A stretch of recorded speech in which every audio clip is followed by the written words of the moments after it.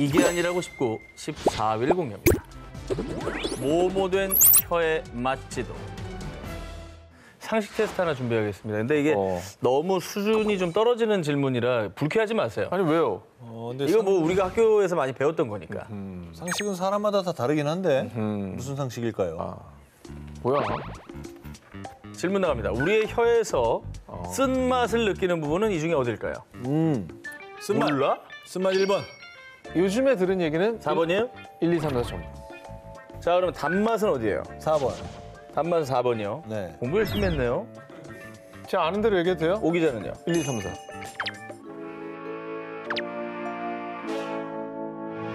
뭐야, 그 다 똑같다는 얘기예요? 여러분들 중에 정답자가 있고 틀린 사람이 있습니다. 아, 그래요? 바로 틀렸습니다. 아니, 공부 열심히 했다고 칭찬 계속하더니 뭘 틀렸어? 자, 학창 시절에 분명 우리는 혀 끝은 단맛, 양옆은 짠맛과 신맛, 안쪽은 쓴맛, 혀 부위별로 맛을 다르게 느낀다라고 배웠습니다만 여러분 이상하지 않습니까? 시험에 나온다고 해서 일단 외웠지만은 혀 끝에서 쓴맛도 느껴지는 것 같은데 이거 맞아? 솔직히 이런 생각 들지 않으셨나요? 결론적으로 요즘 교과서엔 혀의 맛지도가 없습니다. 이 옛날 사람아. 아, 그러네, 생각해보니까. 네. 왜냐면 애초에 우리가 잘못 배웠기 때문이에요. 허허. 자, 그렇다면 우리는 왜 그토록 잘못된 혀의 맛지도를 외웠던 것이냐? 1901년 독일의 과학자 헤니 히에 따르면 혀의 끝은 단맛, 앞은 짠맛, 옆은 신맛, 뒷부분은 쓴맛에 더 민감한 사실을 발견했습니다. 그러면 저 사람도 잘못 알았다는 거예요? 그러겠네. 그의 주장은 틀리지 않았습니다. 아주 미세하지만 혀의 부위별로 특정 맛에 더 민감하다고 주장. 다만 헤니의 주장은 우리가 배웠던 것처럼 혀의 부위별로 느끼는 맛이 다르다. 이건 아니었습니다. 자, 그럼 어디서부터 잘못된 걸까요? 1942년 미국 실험 심리학자 에드윈 보링이 헤니의 연구를 시각적으로 보완했습니다. 이를 바탕으로 탄생한 것이 우리가 배웠던 혀의 맛지도였던 것이죠. 그리고 보링도 사람들도 혀가 마치 부위별로 다르게 맛을 느낀다고 잘못 해석했고요. 수십 년간 전 세계 어린이들이 이렇게 잘못된 사실을 배워왔던 겁니다. 아니, 근데 이게 어떻게 이렇게 오랫동안 진실인 것처럼 과학계에서 주장될 수가 있지? 과학자들이 바로잡은 혀가 맛을 느끼는 과정은 이렇습니다. 우린 혀 속의 미뢰, 정확히는 감각 수용체를 통해 단맛, 짠맛, 신맛, 쓴맛을 모두 느낄 수가 있는데요. 이 감각 수용체는 혀 전체의 분포, 그래서 혀의 어느 부위에서나 모든 맛을 느낄 수가 있는 겁니다. 다만 혀의 부위에 따라 특정 맛은 조금 더 느낄 수 있을 뿐입니다. 잘못됐든 아니든 오늘도 열일하는 우리의 혀. 좋은 것만 먹고 아름다운 것만 담읍시다. 반전의 반전, 우아한 백조의 진실. 혹자는 이 직업을 화려하게만 볼 수 있습니다. 하지만 제가 지금 이 자리에 오르기 위해서 호수에 우아하게 떠있는 백조처럼 물밑에서 얼마나 발버둥 쳤는지 모르실 겁니다. 그동안 각종 광고나 강연, 기사 등에서 명언처럼 수없이 인용됐던 말, 백조는 발길질을 쉬지 않는다. 엄청 많이 들어봤죠? 그죠? 네, 그렇게 해야 떠 있는다고. 성공한 사람들의 삶이 우아하고 멋져 보이지만 자신의 커리어를 위해 여전히 부단하게 노력하고 있다는 걸 일깨워주기 위해서요. 흔히 백조의 발길질에 비유를 합니다. 그런데 물에 뜨기 위해 백조가 쉼없이 발길질을 한다는 말, 사실이 아니었습니다. 안 움직여? 가만히 있잖아. 어? 가만히 있잖아, 쟤들도. 얼마나 힘들겠습니까? 아니 위에도 우아하고 아래도 우아했네. 네, 그냥 우아한 애였어요. 그냥 전체가 우아했네. 물 그냥 가만히 있어도 뜨는구나. 아, 그럼요. 물 위에 고고한 자태로 떠있는 백조는 우리가 알고 있는 것처럼 쉼없이 발길질을 하지 않았습니다. 가끔 한 번씩 우아하게 발길질을 할 뿐 거의 아무것도 하지 않는다 해도 과언이 아닙니다. 야, 완전 속았네. 그러니까 목이 더 바빠 들여다본다고. 백조가 아무것도 하지 않고 물 위에 떠 있을 수 있는 건 타고난 피지컬 덕분이었습니다. 조류과인 백조는 깃털이 기름막으로 쌓여 있어 물이 잘 스며들지 않고요. 이 방수복 같은 깃털 사이사이에 공기가 제법 차 있습니다. 게다가 불의 역할을 하는 기낭, 공기가 들어있는 뼈인 함기골 조직 덕분에 물 위에 몸이 저절로 떨 수 있는 겁니다. 타고난 피지컬로 그냥 떠 있는 거네. 그렇죠. 애초에 이런 명언은 왜 생긴 거예요? 왜 퍼지게 된 겁니까? 이 말은 사실 1960년대에서 70년대 사이 일본에서 큰 인기를 끌었던 유명 야구 만화에 처음 등장했다고 알려졌습니다. 우아하게 헤엄치는 백조도 물밑에선 치열하게 다리를 움직이고 있다고? 극중의 캐릭터가 경제적으로는 부유하지만 자신이 강타자가 되기 위해 뒤에서 얼마나 피나는 노력을 했는지 어필하는 대사였습니다. 이 대사가 근성, 노력의 상징처럼 퍼지면서 일본을 넘어 한국에서도 백조가 수면 아래에서 쉼없이 발길질을 한다는 오해로 퍼진 겁니다. 만화에 나오는 명대사예요, 이게 되게 심지어. 컸구나. 근성을 강조하고 노력을 강조하는 표현이 워낙 찰떡이다 보니까 퍼진 건데 과학적 근거는 없었네. 그러네. 백조는 물에 떠 있기 위해 아무런 노력을 하지 않지만요. 그렇다고 노력하지 말라는 말이 아니라는 것 다들 아시죠? 우리는 더 좋은 삶을 위해 열심히 노력하는 사람 됩시다. 어두운 곳에서 책 읽으면 시력 저하? 제가 얼마 전 오 기자가 출연한 방송 보고 깜짝 놀랐습니다. 새벽 5시에 일어나서 소영 씨가 옆에서 자고 있는데 어두운 방에서 무드등만 켜고 등글개로 등을 긁으면서 독서를 하시더라고요. 저도 편하게 누워서 보는 게 좋잖아요, 침대에서. 근데 옆에서 뭘 해도 그 시간은 깨지 않아. 일단은 무드등이고 뭐고 간에 그 어두운 데서 책 보면 눈 나빠집니다. 제가 그래서 독서를 안 하는 거예요. 아, 눈 때문에? 예. 보호를 위해서? 그렇습니다. 축하드립니다. 눈은 새 겁니다, 저. 예, 여기 중에 유일하게 렌즈 끼는 걸로 하는데. 아, 그래요? 예. TV를 많이 봐가지고. 우리가 어릴 때 불 켜고 책 봐. 너 그러다 눈 나빠져서 안경 쓴다. 엄마에게 이런 잔소리 많이 들어보셨죠? 실제로 어두운 곳에서 책을 읽다 보면 눈이 침침해지고 피로해지는데요. 어두운 곳에서 책 보면 시력 저하된다라는 게 상식. 그런데 아직도 어두운 데서 책 보는 오 기자를 보고 제가 너무 걱정이 돼서 안과 전문의에게 직접 물어봤습니다. 굿. 어두운 곳에서 책을 읽는다고 눈이 직접적으로 나빠지는 것은 아닙니다. 이 말도 애매하다. 이거 나빠지긴 하나 본데? 그러니까 뭐 안 좋긴 하는가 봐. 우리가 어두운 곳에서 책을 읽다 보면 눈의 근육이 긴장해서 피로도를 느끼고 일시적으로 시력이 떨어진다고 느끼지만요. 충분히 휴식을 취하면 시력은 회복된다고 하는데요. 그러면 저는 뭐 나쁘진 않았네요. 제가 계속 읽어도 되는 거였네요. 잠시만요. 그렇다고 뭐 어두운 곳에서 독서하는 걸 뭐 추천하는 건 절대 아닙니다. 여기서 중요한 게 있습니다. 어두운 곳에서 책을 읽다 보면 눈이 피로해지고 글씨가 안 보여서 책을 더 가깝게 보게 되죠. 이게 특히 안구가 성장 중인 청소년기 아이들한테도 안 좋은데요. 가깝게 보다 보면 근시를 유발해 시력이 저하될 수 있습니다. 그러니까 어두운 게 문제가 아니었구나. 가깝게 보는 게 문제였다. 결국 그래서 가까워지는 게 문제였구나. 이건 맞는 거네. 책 이렇게 봐 하는 거. 근데 어두운 곳에서 그 정도 거리면 잘 안 보이니까. 그렇죠. 그러니까 어두운 곳에 가면 자꾸 가깝게 보니까 그래서 눈이 나빠진다 이 얘기였습니다. 책을 가깝게 보거나 누워서 스마트폰이나 뭐 전자기기를 장시간 가깝게 보는 행동은 눈 건강에 치명적. 자칫 안구 건조증, 뭐 녹내장 등을 유발할 수 있으니까요. 눈 건강을 위해서 적정 거리에서 바른 자세로 책을 보시기 바랍니다. 요거트는 뭐뭐로 먹으면 안 된다. 두 기자님, 요거트는 왜 캔으로 나오지 않는지 생각해 본 적 있으십니까? 자, 유산균 아닙니까? 네. 캔 안에 살아있겠습니까? 왜요? 금속이랑 만나면 네. 유산균이 변질되거나 죽을 것 같아. 금속이랑 잘 안 맞을 것 같고. 안 맞아요. 오 기자도 비슷한. 아니, 유산균 통이 저 금속에 나오는 거 봤냐고. 그렇다면 이건 어떻게 생각하십니까? 이게 뭐야? 요거트 제조 시설입니다. 스텐이네? 보시다시피 스테인레스 재질입니다. 말씀하신 대로라면 유산균 절대 금속에서 제조하면 안 되는 거 아닙니까? 배양할 땐 괜찮아요.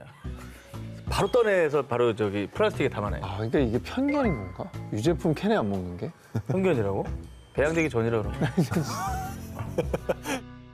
생각해보면 태생부터 금속과 가까웠던 요거트. 하지만 오래전부터 쇠숟가락으로 요거트를 먹으면 유산균이 죽는다 라고 알고 계신 분들이 많습니다. 결론부터 말씀드리자면 사실이 아닙니다. 아이고. 이게 요거트 우리가 시중에 파는 것도 플라스틱 숟가락이다 보니까 상상을 못했던 것 같아요. 쇠 숟가락으로 먹는 걸. 요거트는 우유에 유산균을 넣어서 발효시킨 건데요. 유산균은 발효 과정에서 우유에 유당을 분해해서 산성인 젖산을 만듭니다. 이 젖산이 요거트 특유의 새콤한 맛을 내는데요. 젖산의 산성 때문에 금속 숟가락과 만나면 산화 반응을 일으키고 유산균이 사멸된다는 말이 돌았던 겁니다. 너무 똑똑했던 거네. 하지만 요거트의 산성은 굉장히 약하기 때문에 쇠숟가락으로 요거트를 먹는 그 짧은 시간 동안 산화 반응이 일어나서 유산균이 사멸할 가능성은 아주 희박하다고 합니다. 그러면 쇠 숟가락으로 막 퍼먹어야겠네. 그 플라스틱은 환경에도 안 좋지 않습니까? 오. 우리는 닦아 쓸 수 있는 쇠 숟가락 써도 되겠네. 그래. 그러면 뭐 쇠랑 만나면 뭐 사멸하고 이거는 가능성조차 없었던 터무니없는 얘기였던 건가요? 일반 철 같은 산화하기 쉬운 금속에 요거트가 오랜 시간 접촉한다면 유산균이 파괴될 수도 있습니다. 하지만 숟가락은 녹이 쉽게 생기지 않는 스테인리스로 만들어지는 데다가 결정적으로 앞서 보여드린 것처럼 뭐 요거트 제조나 발효 시설들도 스테인리스 스틸 소재로 만들어졌기 때문에 애초에 이게 성립이 안 되는 거죠. 말이 안 되네. 그러니까 뭐 영양소 파괴 걱정 이런 거 하지 마시고 쇠숟가락으로 편하게 드셔도 됩니다. 다만 코팅이 벗겨진 금속 용기에 덜어서 장시간 보관할 경우에는 산화 반응이 일어날 수 있어서 주의하셔야겠습니다. 그러니까 애초에 제조 시설이면 저게 다 파괴됐다는 얘기 아니야. 그러네. 그건 말이 안 되죠. 예. 근거 없이 떠들었던 잘못된 상식. 이제는 일회용 플라스틱 숟가락 대신 쇠숟가락으로 안심하고 요거트 드시기 바랍니다. 뭐뭐 받은 식물이 더 잘 자란다. 우리 어머님들 이 화초를 키울 때 애정을 듬뿍 담아서 키우시잖아요. 그리고 요즘 뭐 MZ 세대들도 이 반려식물이라면서 정성껏 식물을 키우는 식집사 분들이 많은데요. 혹시나 두 기자님은 뭐 이렇게 양파를 만약에 수경 재배하는 모습 보신 적 있으시죠? 본 적 있어요. 예. 이 두 양파 중 어느 양파가 더 잘 자랄까요? 사랑해. 짜증나. 보통 이렇게 뭐 물 주면서도 사랑해 사랑해 하면 잘 자란다 소리 하잖아요. 자극을 줘야 돼요. 양파도 저 나태해지거든요. 자, 한쪽 양파에는 너 참 예쁘다, 고마워, 사랑해 긍정적인 칭찬말을 주고요. 다른 양파에게는 짜증나, 죽어버려 그렇지. 이런 부정적인 비난을 퍼부었을 때 칭찬받은 양파가 더 잘 자란다라는 얘기 한 번쯤은 들어보셨을 거예요. 들어봤어요. 그죠? 뿐만 아니라 거친 헤비메탈 음악보다 식물은 이 클래식 음악을 더 좋아한다는 얘기도 많이 알려져 있죠. 자, 그런데 어쩌면 우리가 흔히 알고 있는 상식이 틀렸을 수도 있습니다. 아니 이게 근데 이게 틀렸다는 근거는 뭐예요, 그러면? 미국의 유명 과학 채널에서 직접 실험을 해봤습니다. A 식물에게는 부드러운 클래식을 들려줬고요. B 식물에는 욕설이 가득한 거친 헤비메탈을 들려줬습니다. 실험 결과는 반전! 헤비메탈을 들은 B 식물이 더 잘 자랐다고 합니다. 내 말이 이건 또 맞잖아. 뭐야? 짜증나가 맞죠? 쟤를 강하게 키워야 된다니까, 쟤네들은. 아니 그럼 칭찬받은 뭐 식물이 더 잘 자란다 아니야, 이런 아니야. 말은 왜 나온 거예요? 처음에 도대체? 강하게 키워야 돼. 물론 여러 실험을 통해 칭찬받은 양파가 더 잘 자라는 정황이 확인되긴 했습니다. 하지만 실제로 양파 실험을 한 몇몇 누리꾼들은요. 저는 비난받은 양파가 더 잘 자라는데 왜 그런 거죠? 제 양파는 사춘기인가요? 칭찬을 해도 소용이 없어요. 칭찬한 양파보다 비난한 양파가 더 잘 자랐다며 당혹감을 감추지 못했습니다. 진짜 이거는 상식이 깨지네. 그러니까 내가 봤을 때 아무 의미 없나 보다. 잘 자랄 애들이 잘 자란 거고 못 자란 애들이 못 자란 것 같아. 칭찬받은 양파가 더 잘 자란다는 말. 과학적으로 확실히 증명이 더 필요해 보이는데요. 자, 그런데 여러분, 식물 키우는데 굳이 나쁜 말 할 필요 없으시잖아요. 좋은 마음으로 반려식물 예쁘게 키우시면서 힐링하시기 바랍니다. 뭐? 이게 친환경이 아니라고? 최근 환경에 대한 관심이 높아지면서 분해되는데 500년 이상 걸린다는 플라스틱 빨대 대신 종이 빨대를 사용하는 게 추세죠. 우리나라도 바로 며칠 뒤인 11월 24일부터 식당이나 카페 등에서 플라스틱 빨대의 사용이 금지됩니다. 그런데 이 플라스틱 빨대의 대체품으로 등장한 종이 빨대. 많은 분들이 종이 빨대는 친환경 제품이라고 생각하시는데 과연 사실일까요? 종이 빨대 우리가 분해되니까 도입해서 쓰고 있는 거 아닙니까? 아니 종이잖아. 플라스틱보단 나을 거 아니야. 물론 종이 빨대가 플라스틱 빨대보다 분해가 쉽고 퇴비화할 수 있는 장점이 있습니다. 하지만 일부 종이 빨대는 일회용 종이컵처럼 액체에 쉽게 녹지 않도록 플라스틱의 일종인 폴리에틸렌 등으로 코팅을 하기 때문에 재활용이 되지 않고요. 그게 아니라고 해도 한 번 사용에 눅눅해지고 오염된 종이 빨대는 재활용 불가. 결국 일반 쓰레기가 되는데요. 그러니까 이게 결국에는 사람들 심리를 안정시키기 위한 수단이었지 결국 환경에 도움 안 되는 거예요. 아니 어쨌든 플라스틱 빨대보단 나을 거 아니에요. 그것만 얘기해 주세요. 종이 빨대가 나무로 만들어져서 환경적으로 좋은 선택처럼 느껴질 수 있는데요. 하지만 미국 환경보호국에 따르면 플라스틱 빨대의 원료인 폴리프로필렌을 생산할 때는 약 907kg당 1.55톤의 이산화탄소를 배출한다고 합니다. 아이고.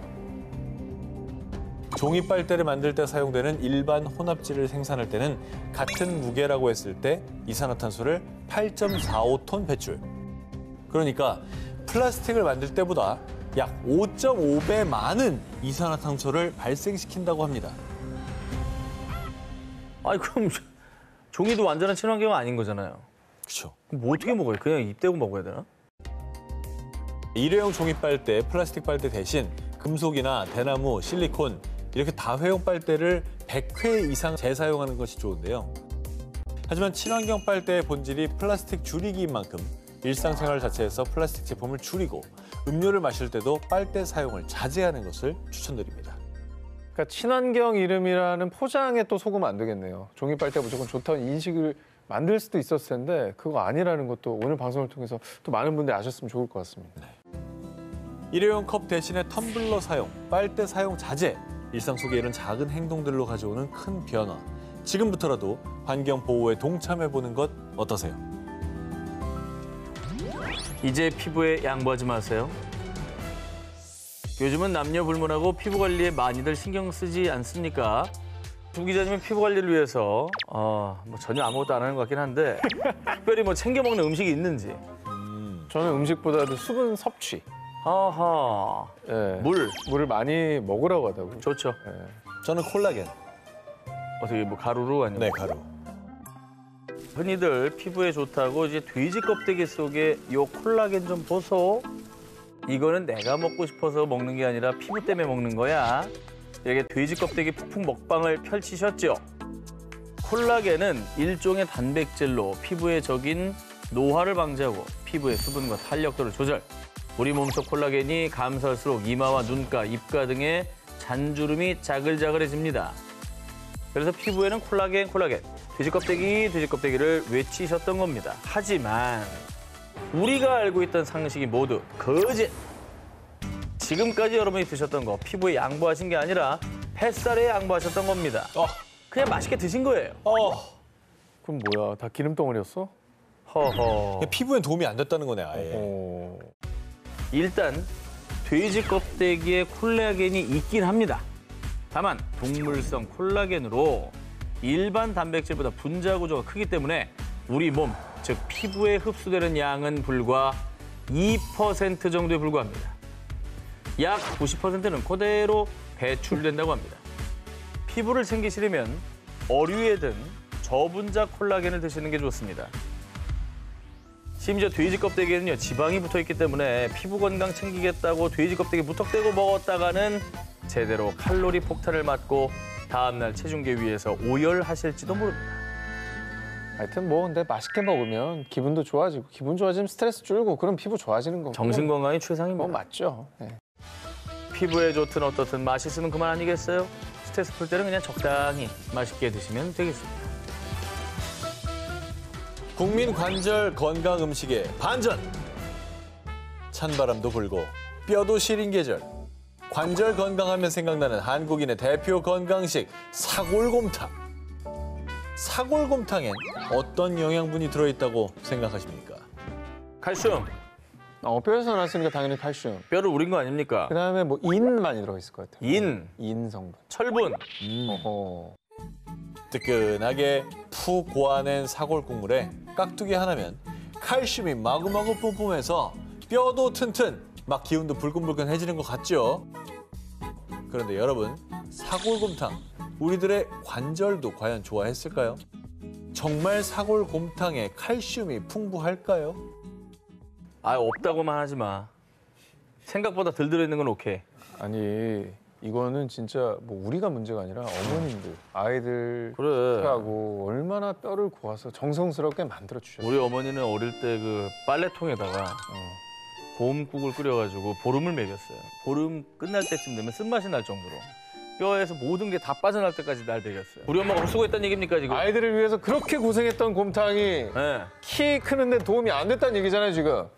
이게 그렇다고 해서 우리가 어머니들의 정성을 무시하는 건 아닙니다. 그냥 대답을 하세요. 왜냐면 그 아까는 당시에 있던 아무 소용도 없다 그러더니 그래. 그 당시엔 정말 그게 맞는 건 줄 알았어요. 엄마들의 적이네. 온 세상의 여성들을 적으로 돌리고 싶습니까? 그래. 사골곰탕에 칼슘이 있긴 있습니다. 근데 사골곰탕 한 그릇 약 400g에 든 칼슘의 양은 안타깝게도 고작 14.14mg. 하루 영양 성분 기준치 2%에 불과한 양이다 보니 뼈 건강에 큰 도움이 되지 않습니다. 뭐라고요? 차라리 하루치 칼슘의 65%인 452mg이 든 우유 400ml를 마시는 게 더 낫습니다. 뭐야? 그리고 사골은 한 번 먹고 마는 게 아니라 계속 끓이고 또 네. 끓여 먹는 게 진리 아닙니까? 그래요. 이 사골 특유의 조리 과정이 뼈 건강 회복을 방해할 수 있습니다. 우리 엄마 어쩔 거야. 쓴맛이 날 때까지 끓였다니까. 정말 내 곰탕이 아, 이건- 곰국이 쓴맛 나는 건 봤어? 아 이건 대부분의 집이 그래요. 뼈 비싸니까. 이거 오늘 방송 우리 엄마 무조건 아니 봐야 들통 나오면 2주 가거든. 여러 번 끓일수록 칼슘은 파괴되고 사골에서 인 성분이 빠져나옵니다. 비인 나오겠지. 근데 이 인은 칼슘의 흡수를 방해하고 심지어 우리의 뼈에 있는 칼슘을 빼내기까지 합니다. 농촌진흥청과 의사들에 따르면 사골을 3번까지 끓였을 때는 인 함량이 높아지지 않았고요. 4번째부터는 인 함량도 높아지면서 맛도 떨어졌다고 합니다. 저희 집이 15번 끓였거든요. 보름을 먹였기 때문에. 에이 과장이 너무 심해. 아, 정말. 15번 어떻게 하는 아니 게? 보름을 끓이고 맨날 카레를 했다니까. 반찬하기 싫어. 그 집은 다 들통이었어요. 다 들통이에요. 아 나 미치겠네. 우리 엄마 키가 10cm 더 클 수 있는 거를 갖다가 뭐 하는 거야 지금 칼슘 다 빼내버리고. 지금이라도 늦지 않았어. 멸치. 공장판 다친 지 20년이에요. 그리고 뼈 건강을 위해선 사골 국물보다 칼슘 함량이 높은 미역이나 멸치나 우유나 비타민 C하고 비타민 D가 든 음식이나 영양제를 먹는 것을 추천했습니다. 생각해보면 말 그대로 사골, 소의 4다리의 뼈로 끓인 거니까 뼈에 좋을 것이다. 뭐 이런 생각으로 사골곰탕이 뼈 건강에 좋은 음식으로 여겨졌던 겁니다. 근데 결론적으로는 그래도 영양 섭취를 하면 음. 뭐에는 안 좋겠습니까? 안 먹는 것보단 전 낫다고. 엄마의 정성 가득한 우리의 소울푸드. 이제는 딱 3번만 끓여서 맛있게만 먹는 걸로. 모모 괴담의 진실. 늦은 밤 출출해서 야식을 먹으려고 하는 상황. 냉장고를 열어보니 마침 남은 김치찌개가 있는데요. 여기서 2가지의 선택지가 있습니다. 1번, 간편하게 전자레인지에 돌린다. 2번, 가스레인지를 켜고 국자로 저어가면서 냄비에 팔팔 끓인다. 두 기자님의 선택은? 저는 전자레인지 저걸 다시 불을 켜고 뭘 하기가 좀. 저는 좀 끓일 것 같아요. 왜죠? 전자파 나오니까. 전자파. 아유, 전자파 이미 딴 데서 많이 맡고 있는데 뭐. 한간에는 예로부터 마치 진실처럼 전해져 내려오는 일명 전자레인지 괴담이 있었습니다. 전자레인지로 음식을 조리하면 전자파 때문에 음식의 영양소가 파괴되고 발암 물질이 생긴대. 하지만 전자레인지에 조리한 음식은 건강에 안 좋다는 속설은 거짓! 그렇지! 간편함의 차이 외에는 전자레인지에 돌린 김치찌개나 냄비에 끓인 김치찌개나 별반 차이가 없습니다. 아, 역시. 헛똑똑인 거예요. 아니 전자파는 쓰는 어. 건 맞잖아. 허허. 마이크로웨이브라고 쓰는 하잖아. 건 맞죠? 전자파가 나오잖아. 나오죠. 그 전자파로 데우는 건데. 자, 설명드리겠습니다. 국립전파연구원에 따르면 전자레인지의 전자파는 음식물을 조리하는 2.45GHz의 주파수와 전자레인지를 작동시키는 데 필요한 60Hz 주파수로 발생하는데요. 두 종류의 전자파 모두 극히 미미한 수준으로 인체에 해를 가하지 않는 수준이기도 하고요. 특히 음식물을 조리하는 2.45GHz의 주파수는 인체에 유해할 수 있는 전리 현상이 없는 전자파이기 때문에 DNA 구조를 파괴하지 않는다고 합니다. 따라서 전자레인지로 조리한다 해도 음식물의 영양소 변화나 파괴가 일어나거나 암을 유발하지 않는다는 얘기입니다. 실제로 전자레인지로 데운 물로 식물을 키우거나 음식물을 조리한 뒤 영양소를 분석한 결과 아무런 변화가 없었다고 합니다. 음식물 돌릴 때 뭐 찜찜함 없이 그냥 간편하게 돌려 드시면 돌려도 됩니다. 자, 다만 여기서 가장 중요한 포인트가 있습니다. 전자레인지 조리 음식이 안전하다는 건요. 종이나 유리, 도자기, 폴리프로필렌 등 전자레인지 사용 가능한 용기 한정입니다. 전자레인지용이라 표시되지 않은 멜라민이라든가 일반 플라스틱, 비닐, 알루미늄 호일 등은 절대 안 됩니다. 전자레인지 조리 음식, 조리 그릇에 전자레인지용 표시만 확인한 뒤 안심하고 드세요. 후루룩 짭짭 안심하고 드세요. 군 생활을 달래준 눈물 젖은 음식이자 군인들의 소울푸드 뽀글이. 약간 쌀쌀해지는 날씨에 야전에서 저거 먹으면 정말 맛있네요. 기가 막히죠. 기가 막히죠, 진짜. TV, 예능, 드라마 등에서 소개된 뒤에 많은 분들이 따라해 먹으면서도 라면 포장지에 뜨거운 물을 부어 먹는 조리 방식 때문에 환경 호르몬 나오는 거 아니야? 이런 걱정 많이들 하실 텐데요. 식품의약품안전처에 따르면 국내 라면 회사 봉지들은 대부분 한 겹이 아니라 알루미늄과 폴리프로필렌 등을 겹겹이 쌓아 만드는데요. 물이 닿는 안쪽 부분은 폴리프로필렌으로 먼저 결론부터 말씀드리면 뽀글이를 조리하는 것은 환경 호르몬에서 안전합니다. 라고 합니다. 그 이유, 폴리프로필렌은 130에서 150도까지 내열에 강한 소재인데요. 라면을 끓일 때 물은 펄펄 끓는 순간에도 100도에 불과하고요. 라면을 먹다 보면 물의 온도가 식기 때문에 열에 의해 환경 호르몬이 녹아서 검출될 가능성은 거의 없다고 합니다.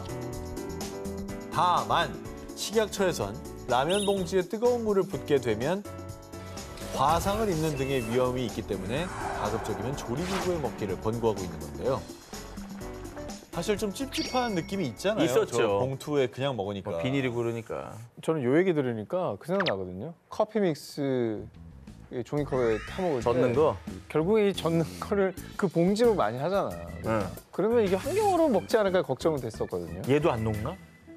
식약처에 따르면 뽀글이는 되는데 커피 믹스는 안 되는 이유. 커피 믹스 봉지를 뜯을 때 코팅된 필름 부분이 벗겨질 수 있고 포장지에 인쇄된 인쇄 성분이 뜨거운 물에 녹아날 수 있다고 합니다. 근데 이건 직장인들이 탕비실에서 많이 하거든요. 그렇죠. 엄청 많이 이거는 하죠. 무조건 차라리 이제 티스푼 같은 거 하나 공용으로 하나 하시는 게 나을 것 같아요. 진짜 안 좋으니까. 언제 어떻게 먹어도 맛있는 라면 안심하고 맛있게 안전하게 끓여 드세요.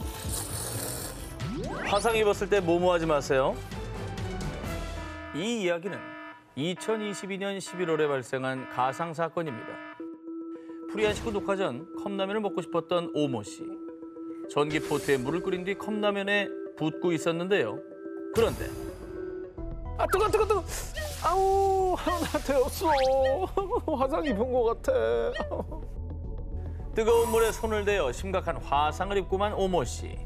한시라도 빨리 응급조치를 취해야 하는 긴박한 상황. 하지만 화상 직후 잘못된 대처 방법으로 오히려 화상을 악화시키는 경우도 많죠. 자, 그렇다면 다음 중 오모 씨가 취해야 할 가장 적절한 응급처치 방법은 무엇일까요? 이야, 이거 궁금하다. 1번, 소주를 붓는다. 2번, 알로에를 바른다. 3번, 얼음 찜질을 한다. 4번, 된장을 바른다.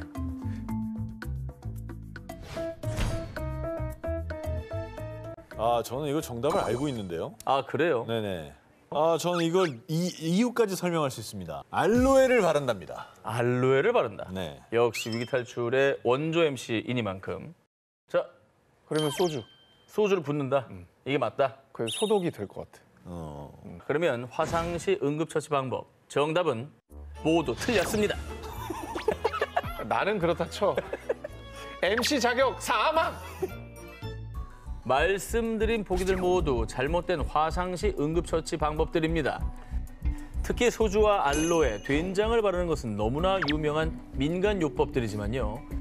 심각한 화상시 사용하면 오히려 통증이 더 심해지고 2차 감염을 유발할 수도 있어서 위험하다고 합니다. 그리고 두 기자님을 포함해 많은 분들이 의아해하셨을 듯한 오답, 바로 얼음찜질이죠. 그러니까 온도를 낮추는 효과는 있을 텐데 이게 너무 과하면 안 되는 건가? 화상 부위에 얼음을 대면 순간적으로 통증이 완화되는 느낌이 들 수는 있습니다. 하지만 화상외과 전문의에 따르면요. 화상 시 화기를 식히기 위해서 얼음을 직접 대거나 문지르는 행위, 즉 얼음찜질은 권장하지 않습니다. 기본적으로 2차 감염과 한랭 손상의 위험이 있는 건 물론이고요. 얼음으로 화상 부위를 문지르다가 물집이 벗겨지는 경우도 부지기 있습니다. 아이고. 그리고 급작스럽게 혈관을 수축시키면서 혈류를 감소시키고 염증성 물질까지 발생하기에 오히려 증상이 악화될 수 있다고 합니다. 자, 그렇다면 화상 시 올바른 응급처치 방법. 우선 흐르는 물이나 생리식염수로 화끈거리는 증상이 없어질 때까지 화상 부위를 식혀주고요. 깨끗한 수건이나 거즈를 물에 적셔 환부를 감싼 뒤 가까운 병원을 찾아 전문가의 처치를 따르시면 되겠습니다.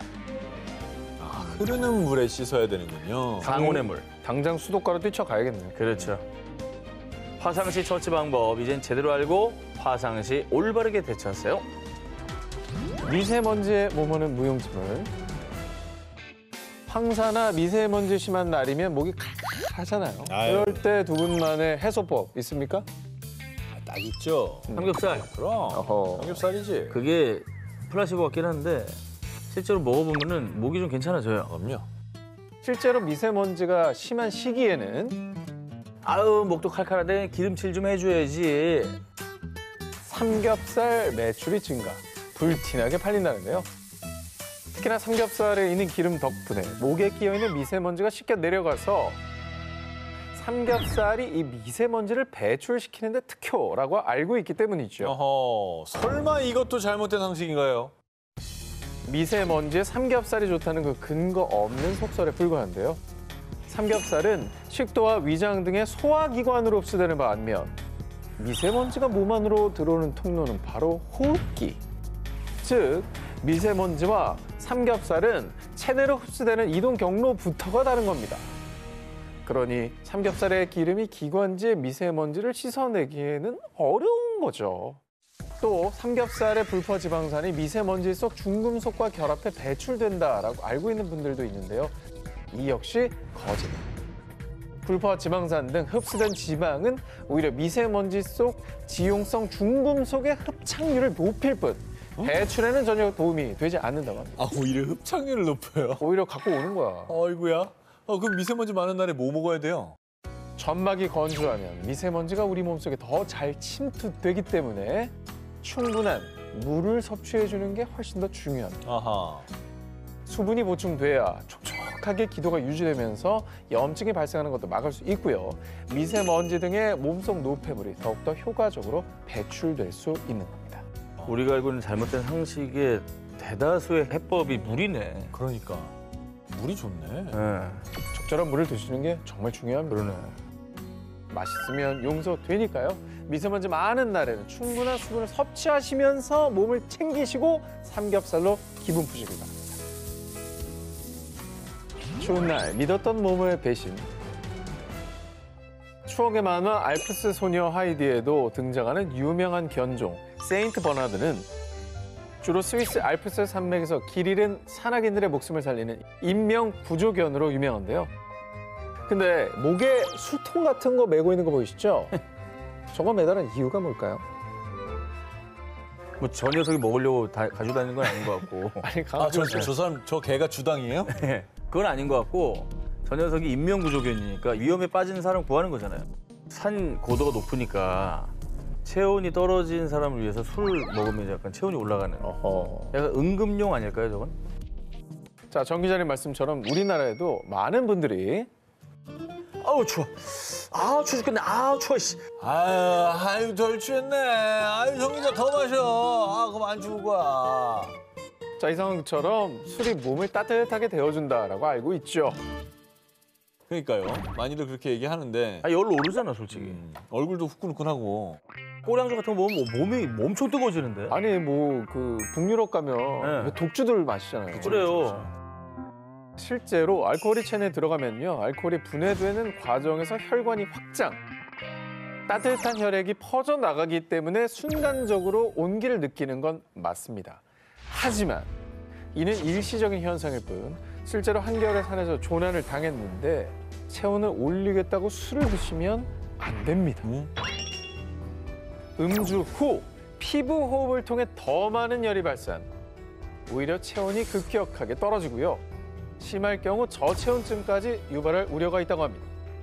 그리고 술을 마시면 추위를 덜 느끼는 이유가 음주로 인해서 뇌 인지 기능이 저하돼서 추위를 잘 느끼지 못하는 것일 뿐 실제로 체온이 올라간 것은 아니라고. 아 그래요. 착각을 하는 거구나. 결국은 그러면 추울 때 술을 마시면 오히려 더 추워진다. 잠깐 올라갔다가 더 내려갑니다. 위험하다 이 얘긴데. 그럼 인명구조견 세인트 버나드 저 녀석 저 목에다가 술통을 메고 다니는 거죠. 혼내줘야겠다. 아까부터 오해를 크게 받고 있는데요. 저거. 자, 한때 브랜디 등에 술을 넣어 다니며 조난자들에게 우리 저 구조견이 응급처치를 했다는 썰이 있긴 합니다. 하지만 실제로는 거의 빈 통을 메고 다닌다고 하는데요. 원래 세인트 버나드는 담요를 돌돌 말아 목에 고정시켜 놨는데 한 유머 잡지의 사파가가 풍자 삼아 담요를 술통으로 바꿔 그린 이미지가 인기를 얻자 하나의 트레이드마크가 되며 실제로 세인트 버나드의 목에 술통을 걸기 시작했다고 합니다. 빈통이라는 거구나 그러면. 네, 저 만났을 때 술 먹자고 저 통 열어보시면 안 됩니다. 아무것도 안 들어있습니다. 쟤도 무겁겠어 술 들어있으면. 추운 날 따뜻한 술 한 잔은 오히려 독. 겨울철 과도한 음주는 금물입니다. 천재 물리학자 아인슈타인은 일반인의 뇌보다 뇌 용량이 약 15% 정도 더 크다는 말 한 번쯤 들어보셨을 텐데요. 과연 아인슈타인은 평생 동안 본인의 뇌 몇 %나 사용했을까요? 근데 원래 그런 얘기는 있었어요. 인간이 평균적으로 자기 뇌의 10%밖에 못 쓰고 아인슈타인이 15% 정도를 썼다. 이 5%의 차이로 그 사람이 인류 중에 천재 소리를 듣는 거다. 뭐 이런 얘기는 있었어요. 아인슈타인은 모르겠고 저는 한 5% 쓰는 것 같은데요. 뇌를 많이 안 쓰는 것 같아요 요즘에. 뇌순남입니다. 기억이 나는 것도 없고 어제 뭐 했는지도 기억이 안 나고. 네. 인간은 평생 뇌의 10%밖에 못 쓰고 죽는다는 말 한 번쯤 들어보셨을 텐데요. 하지만 이 얘기 과학적 근거가 없는 말입니다. 아이고. 이것도 아니에요? 미국 신경과학자 베리 고든 교수는 우리의 뇌는 아주 일부만 손상을 입어도 여러 기능 장애가 나타나는 걸로 보아 평생 뇌의 10%만 사용한다는 건 말이 안 됩니다. 일부 과학자들은 무게로 치자면 체중의 2%밖에 차지하지 않는 뇌가 전체 에너지의 20%나 소비하기 때문에 전체 용량의 90% 이상을 쓰지 않고 놀리고 있다는 것은 진화적으로도 비상식적인 일이라고 지적했습니다. 필요 없는 부분인데 이게 퇴화하지 않고 남아있다는 것 자체가 말이 안 되는 것 같긴 해요. 그렇죠. 아 그럼 인간은 뇌 몇 %를 사용한다는 거예요 결국? 우리는 살면서 뇌의 10%가 아닌 100% 모두 사용한다고 합니다. 특정 두뇌가 활동을 할 때 뇌 속에 수백억 개의 뉴런 중 약 5%가량이 활동. 그러니까 어떤 일을 할 때 뇌 100%가 동시에 사용되지 않을 뿐 인간이 생활하는 뇌 전 영역이 쓰인다고 합니다.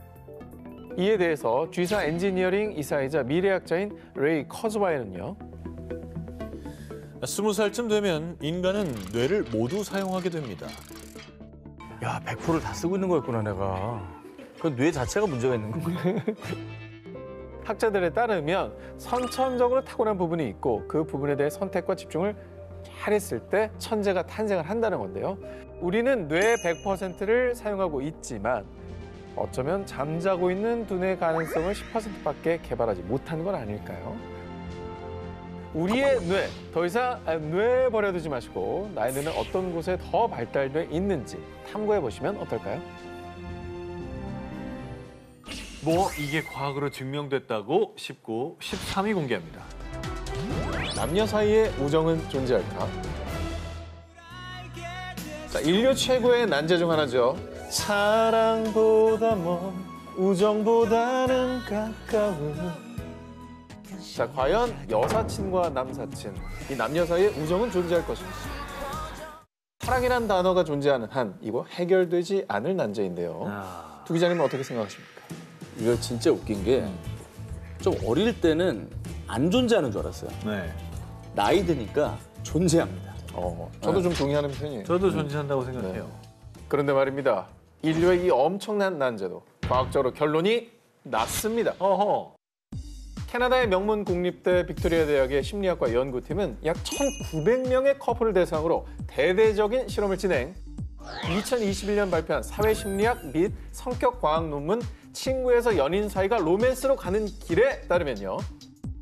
인종, 연령, 교육 수준 등 조건과 환경에 상관없이 약 66%의 연인이 친구 사이에서 시작됐고요. 이들 대부분이 영화에서 나오는 불꽃 같은 로맨스보다 친구 같은 친밀한 사람과의 만남이 더 좋아요.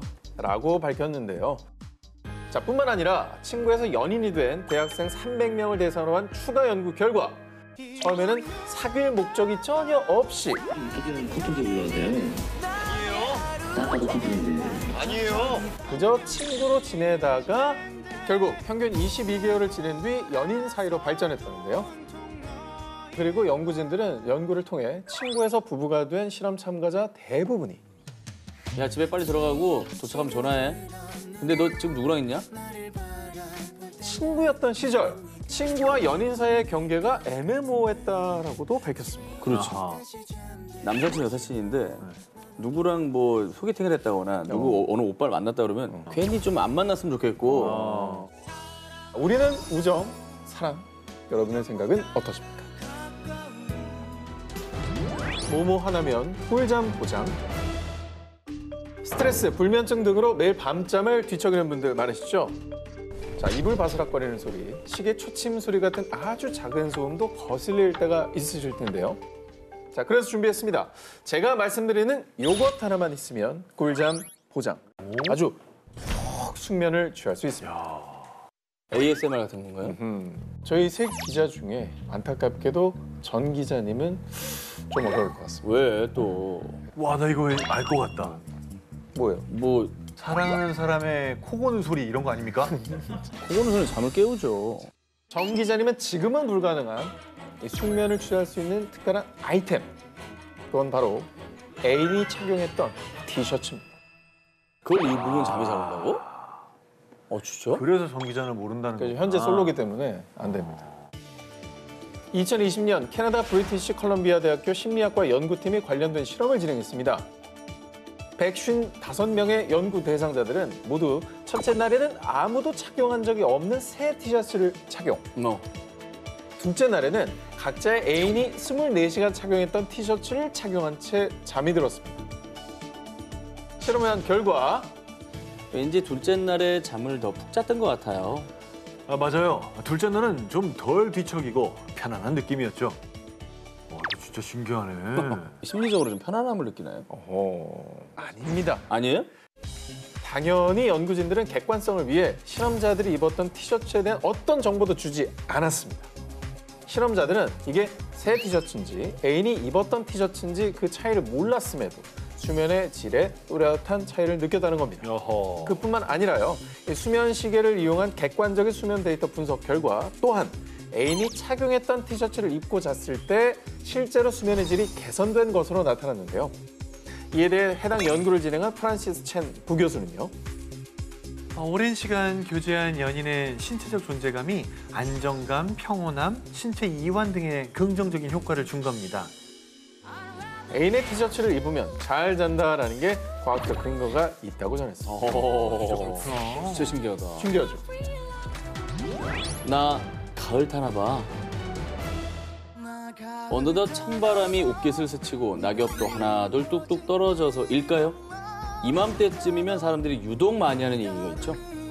아, 가을바람이 내 마음까지 시리게 하네. 나 가을 타나 봐. 사실 뭐 가을만 되면은 특별한 이유 없이 외롭고 쓸쓸하다는 분들도 많이 계시는데 괜스레 또 마음도 싱숭생숭하고 이런 얘기가 더 많이 들리니까 나까지 그런가 싶기도 해요, 진짜. 근데 이거는 진짜 심리적인 거 아닌가요? 이게 과학적으로 증명이 됐다고요? 그렇습니다. 사람들이 가을을 타는 것도 다 과학적인 이유가 있었습니다.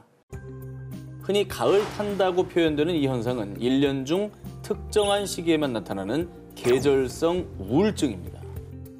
근데 왜 하필 가을에 계절성 우울증이 더 많이 나타나느냐? 먼저 첫 번째, 행복감과 안정감을 느끼게 하는 호르몬 세로토닌은 햇빛을 받아 생성이 되는데요. 근데 가을이 되면 이제 낮은 짧아지고 밤은 길어져서 일조량이 줄어드니 세로토닌의 분비가 자연스레 감소. 사람들이 무기력함과 우울함을 느끼게 되는 것이죠. 두 번째, 세로토닌은 해가 지면 수면 주기와 생체 리듬을 조절해주는 멜라토닌으로 바뀌며 수면에 도움을 주는데요. 하지만 일조량이 줄어들면서 세로토닌 생성이 줄어드니 이 멜라토닌의 분비 또한 줄어들어서요. 수면 패턴이 무너져 무기력한 상태가 된다는 겁니다. 즉, 날씨가 쌀쌀해지면서 우울감을 호소하는 현상, 일명 가을 탄다라는 말은 단순히 기분이나 느낌에 의한 것이 아니라 체내 호르몬 변화에 의한 과학적 근거가 있는 사실이었던 셈이죠. 이게 괜히 기분 탓은 아니었군요. 아까 얘기한 일조량 이런 거 관계 있으니까 좀 가을 안 타려면 열심히 햇빛을 좀 쬐야겠네요. 맞습니다. 우울증 진짜 위험한데 주변 사람들한테 이건 좀 알려줘야겠습니다. 이 광경을 좀 추천해야겠네. 집에만 있지 말고 나와서 햇볕도 쐬고 기분 전환도 해봐. 이런 따뜻한 말 한마디 건네보는 건 어떨까요? 뭐 이게 과학으로 증명됐다고 싶고 7위 공개합니다. 손가락이 몸의 상징. 자, 기자님들 이렇게 좀 손 좀 올려봐 주시겠습니까? 자, 손금 좀 봐주십니까? 자, 정확하게 지금 정지화면 저희가 좀 포착을 하겠습니다. 네네, 정지하면 하세요. 예. 자, 약간 한 기자님은 검지가 조금 올라와 있는 것 같기도 하고 정 기자님이 제일 약지가 좀 상대적으로 길고 저는 뭐 약간 중간 정도인 것 같습니다. 뭔가 안 좋은 것도 얘기하려고 그러나? 이거 왠지 중간이 좋을 것 같은데? 이 약재 길이가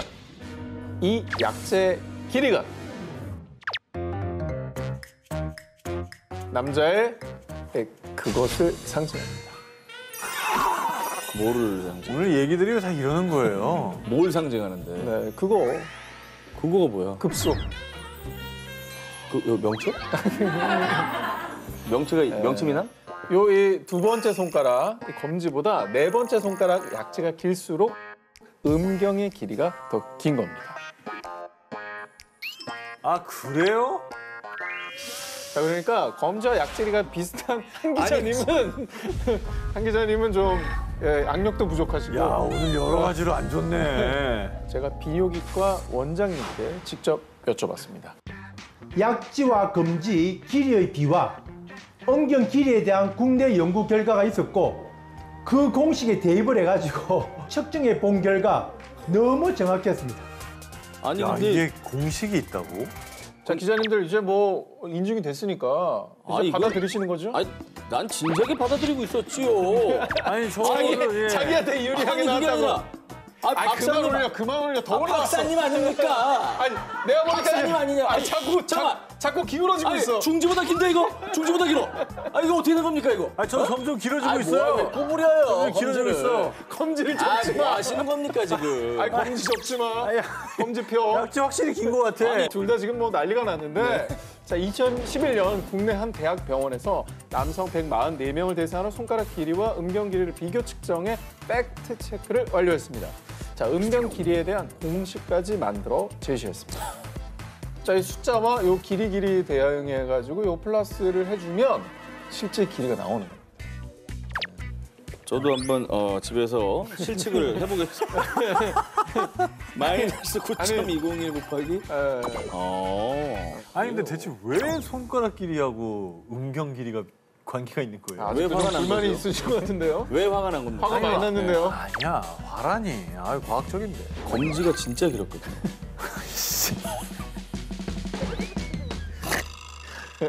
자, 학계에서는 태아기적 남성 호르몬이 남성 생식기관의 발생 및 형성뿐만 아니라 손가락에도 영향을 미친다라는 학설이 통용되는데요. 실제로 태아 시절 자궁에서 남성 호르몬에 많이 노출되면 약지가 더 길어진다는 여러 가지 연구 결과가 존재합니다. 그러니까 과학적으로도 이 남성성이 이 약지의 길이로 증명이 되는 겁니다. 저 궁금한 게 있습니다. 이거보다 더 많이 알려진 건 사실 코가 크면 이제 그쪽도 크다라는 속설인데 이건 사실입니까? 전혀 사실이 아닙니다. 아, 코는 또 코와 아니야? 엄경의 길이는 전혀 상관없습니다. 정말? 만약에 남자의 엄경 길이가 궁금하시면은 손가락을 보여달라 하셔가지고 네 번째 손가락이 긴 것이 확인이 되시면은 바로 궁금증이 해결이 되실 것입니다. 아, 나 장갑 쓰고 다니니까. 짜증난데. 코는 안경이 붙어있는 그 코처럼 크신데 뭐 쓸모없는 속설이에요. 아, 진짜 코가 왜 쓸모없는 거야.